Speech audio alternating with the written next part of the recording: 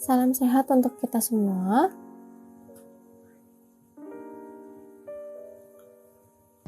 Saya akan melakukan presentasi terkait mata kuliah Psikologi Perkembangan dengan dosen pengampu Ibu Fitra Arsy Nurqoriah, SST MKep.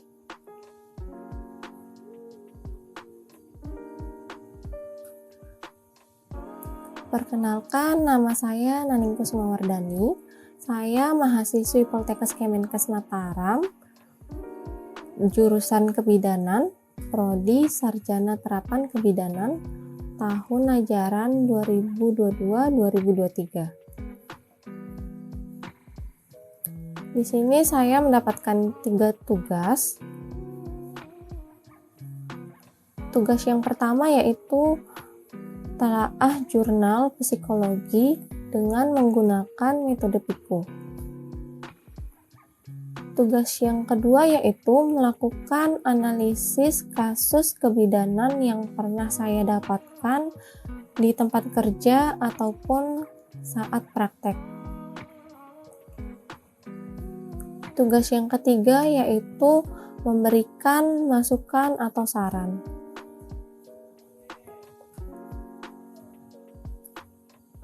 Di sini saya menggunakan jurnal dari Psikopedia volume 3 nomor 1 bulan Maret tahun 2022. Jurnal yang saya ambil berjudul Penerimaan Diri Wanita Dewasa Awal yang melakukan abortus provokatus akibat hamil di luar nikah di Kecamatan Eris.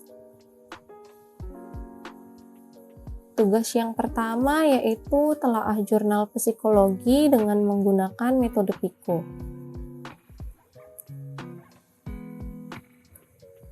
Apa itu metode PIKO? Di sini perlu diketahui, metode PIKO merupakan rumusan yang akan memudahkan seseorang untuk mencari informasi klinis dalam melakukan praktik ilmu kesehatan yang berbasis bukti ilmiah.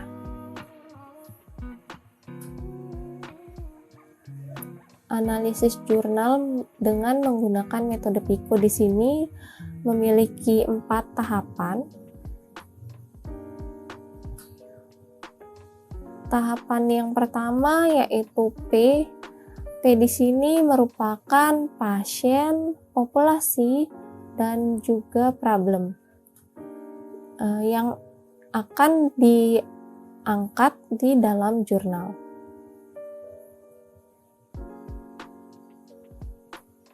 Kemudian yang kedua yaitu I atau intervensi.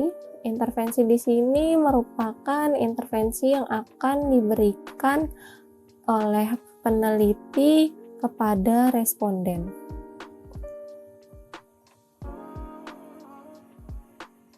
Yang ketiga C. C di sini merupakan perbandingan. Jadi di sini saya akan melakukan perbandingan dengan menggunakan 2 jurnal. Yang keempat O. O di sini merupakan hasil dari perbandingan 2 jurnal yang ingin dicapai.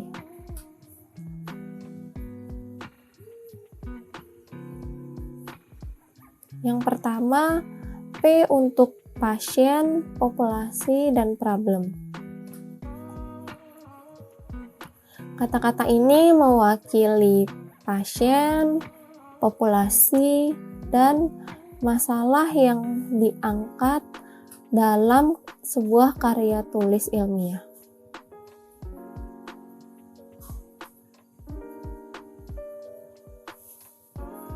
Dalam jurnal ini, pasien yang digunakan yaitu wanita dewasa awal yang sudah pernah melakukan tindakan aborsi. Dan populasi yang digunakan dalam jurnal ini hanya 1 orang partisipan.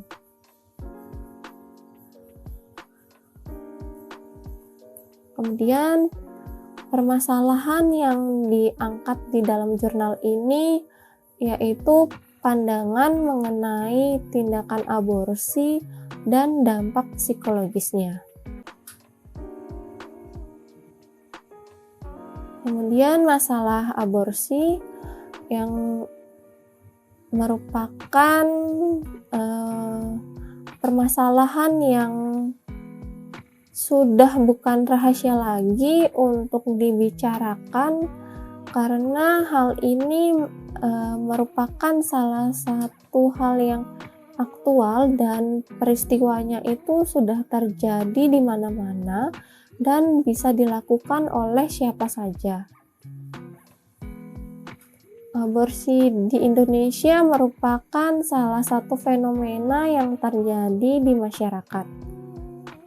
Dan aborsi juga merupakan sebuah fenomena yang terselubung karena praktik aborsi ini sendiri tidak tampak di permukaan, bahkan cenderung sangat ditutupi oleh pelaku aborsi itu sendiri dan juga oleh masyarakat. Pandangan mengenai aborsi dan kesehatan mental sudah pernah dilakukan penelitian, dan beberapa penelitian juga menunjukkan ada banyak sekali dampak negatif pasca aborsi dan juga sebaliknya. Terlebih pada wanita, karena wanita akan mendapatkan stigma terkait tindakan aborsi yang pernah dilakukan, seperti tercemarnya diri, cacat, dan tidak bermoral. Karena itu hal ini cenderung rentan terhadap tekanan psikologis, sehingga wanita tersebut akan merasa tertekan akibat stigma yang diterima dari masyarakat. Dalam kondisi ini, sangat penting sekali penerimaan diri pada orang yang pernah melakukan aborsi, karena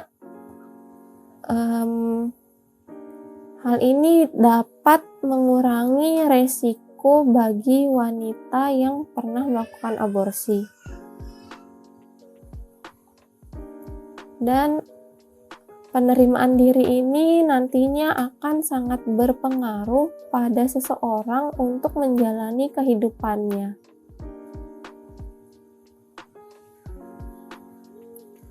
Seseorang yang mampu menerima dirinya,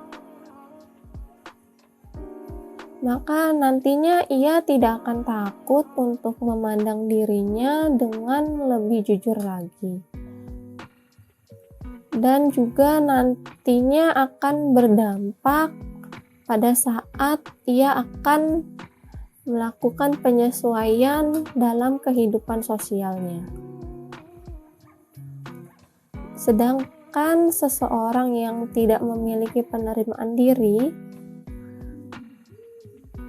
maka nantinya ia tidak akan mampu menggunakan potensi yang dimilikinya dengan lebih efektif, dan ia akan cenderung menjadikan rasa bersalah dan penyesalannya itu serta kekurangan dalam dirinya itu sebagai penghambat jalan pikirnya untuk menjadi lebih maju.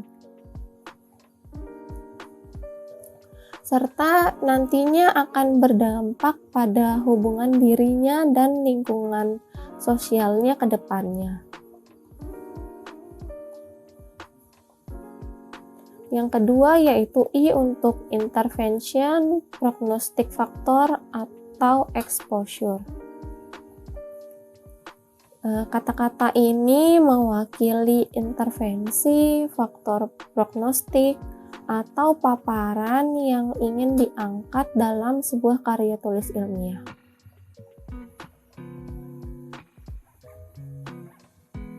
Intervensi yang ada di dalam jurnal ini yaitu penelitian ini menggunakan metode kualitatif dengan pendekatan studi kasus, di mana pendekatan studi kasus ini untuk dapat memahami individu yang akan diteliti dengan lebih mendalam. Dan untuk mengumpulkan data-data yang diperlukan, maka dilakukan yang pertama observasi, yang kedua wawancara, dan yang ketiga dokumentasi. Yang ketiga C untuk comparison atau intervention jika ada atau dibutuhkan. Kata-kata ini mewakili perbandingan atau intervensi yang ingin diberikan dengan intervensi atau paparan pada karya ilmiah yang akan ditulis.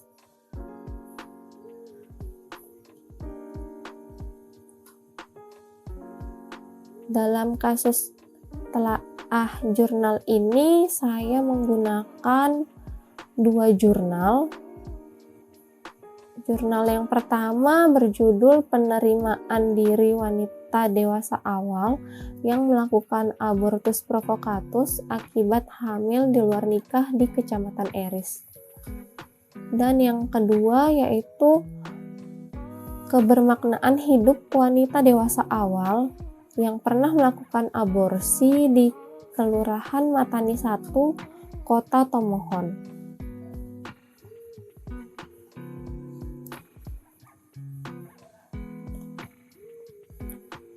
Pada jurnal 1, dari hasil observasi yang dilakukan dapat dilihat subjek mendapatkan dukungan dari sahabatnya. Kemudian subjek sudah bisa menerima kondisi dirinya dan puas dengan dirinya yang sekarang. Selain itu, subjek sudah bisa membiasakan diri dengan kekurangan atau kelebihan yang dimiliki. Subjek juga tidak disoroti orang lain mengenai tindakannya di masa lalu. Dan subjek juga sudah bisa menerima setiap kritikan dari orang lain mengenai dirinya.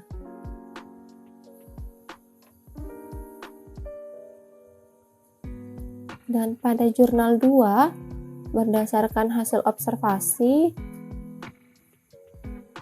dapat dilihat bahwa subjek mendapatkan dukungan dari sahabat dan keluarganya. Kemudian subjek juga sudah mampu untuk memahami dirinya dengan benar-benar bisa memaafkan dirinya dan terbebas dari rasa bersalahnya di masa lalu. Kemudian subjek juga sudah mulai mengembangkan diri ke hal-hal yang lebih positif dan menjalani hidupnya dengan lebih baik lagi serta mengubah pola pikirnya. Yang keempat yaitu O untuk outcome yang ingin diukur atau ingin dicapai. Kata ini mewakili target apa yang ingin dicapai dari suatu penelitian, misalnya pengaruh atau perbaikan dari suatu kondisi atau penyakit tertentu.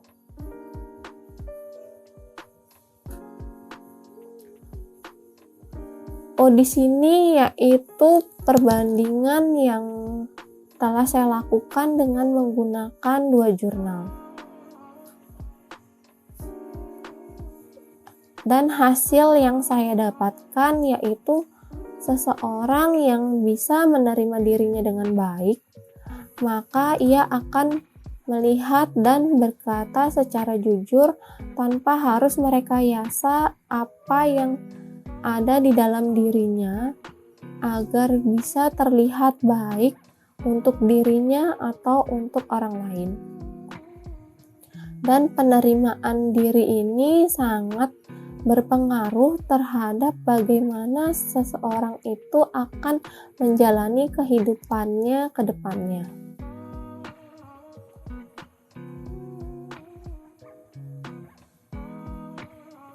Kemudian aspek-aspek dalam penerimaan diri ini meliputi yang pertama pemahaman diri, yang kedua pengubahan sikap, yang ketiga dukungan sosial, yang keempat makna hidup, dan yang kelima keikatan diri, serta yang keenam kegiatan terarah.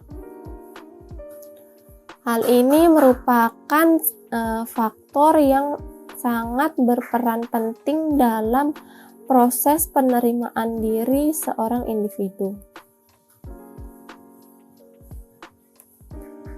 Selanjutnya, tugas yang kedua yaitu analisis dengan kasus kebidanan yang pernah diperoleh. Berdasarkan hasil observasi kasus yang pernah diperoleh di tempat kerja, di sini saya menemukan kondisi pasien pasca aborsi dalam kasus ini, yaitu subjek mendapatkan dukungan dari ibunya terkait permasalahan yang sedang ia hadapi, dan subjek tampak sangat murung dan cemas, serta subjek juga menjadi lebih pendiam dan tertutup. Hal ini bisa dilihat ketika saya melakukan evaluasi untuk mengetahui kondisi subjek pasca aborsi. Dari kasus ini dapat disimpulkan yaitu subjek belum mampu untuk memahami dirinya sendiri karena subjek belum mampu untuk memaafkan dirinya dan belum mampu untuk terbebas dari rasa bersalah yang sedang ia alami, sehingga diperlukan keinginan dari diri subjek sendiri untuk bisa melakukan perubahan ke arah yang lebih baik lagi dan lebih positif lagi. Serta subjek juga sudah mendapatkan dukungan dari ibunya. Hal ini sangat penting karena dukungan yang ia dapat dari orang sekitarnya akan sangat membantu sekali untuk subjek bangkit dari masalah yang sedang dihadapi.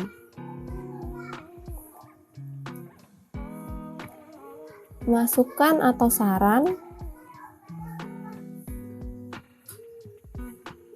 Di sini saran yang dapat saya berikan yaitu penerimaan diri bagi seseorang dengan kondisi pasca aborsi itu membutuhkan suatu proses yang cukup panjang sampai orang tersebut bisa memaafkan dirinya dan bisa terbebas dari rasa bersalah yang ia rasakan, karena dibutuhkan keberanian agar orang tersebut dapat mengakui semua kesalahan yang pernah ia perbuat di masa lalu, dan diharapkan juga orang tersebut tidak lagi mengulangi kesalahan yang sama yang pernah ia perbuat, serta dukungan dari orang-orang di sekitarnya seperti sahabat, orang tua, keluarga maupun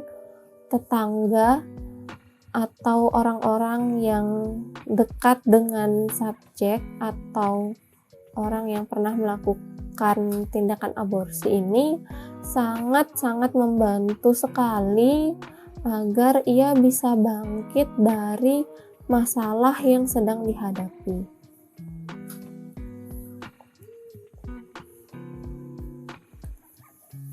Sekian presentasi yang bisa saya sampaikan. Terima kasih.